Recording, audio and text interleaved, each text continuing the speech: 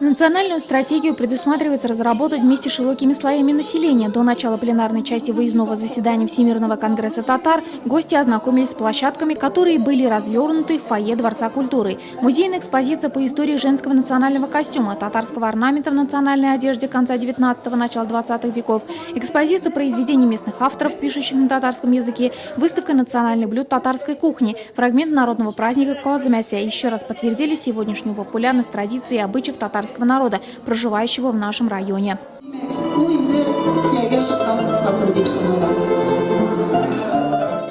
Пленарная часть заседания началась с приветствия главы Нурлатского района Алмаза Ахмедшина. Затем мероприятие продолжилось обсуждением стратегии развития татарского народа. Председательствующий на заседании Василь Шайхразиев, собравшимся в зале, представил эскиз стратегии. Мы всегда жили заботой о нашей нации и сами старались, работали, но в век глобализации сохранение татарской нации по сравнению с нашим развитием в других областях является одной из серьезных проблем и задач для нас, поэтому мы начинаем эту работу.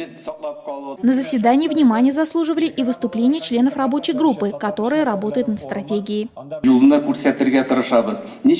Стараемся показать путь, как сохранить наши традиции и обычаи, порядки. Если человек не знает свой род, он никогда не будет на правильном пути, постоянно будет сбиваться с него. Поэтому, когда в наших медресе организуем конкурсы, первым делом связываем их со знаниями своей родословной.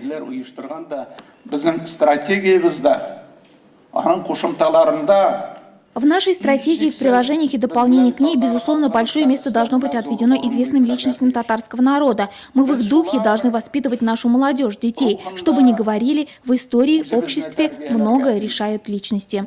Президентimiz Рустам Нургалиевич Миннихановның өзінің.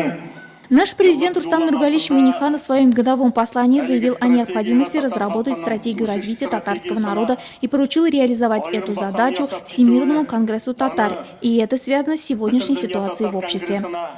По мнению председателя Национального совета, стратегия способна объединить национальный дух татар, проживающих в Татарстане, России, разных уголках мира, проповедующих ислам и православие. Эскиз в ходе обсуждения будет дополнен. В нем может принять участие каждый, кто неравнодушен к судьбе татарского народа. Свое слово, конечно же, скажет и наша землячка Фузия Мухаметова. Татарская или молодежь, писатели, другие талантливые представители, если эта стратегия развития только в одном направлении, то она ведь очень многогранная, поэтому я с большим одобрением отношусь. Думаю внести свои предложения. Адресаты стратегии, ее реализация, идеология ответственные. Впереди 7 месяцев времени. Стратегия национального развития будет принята 30 августа.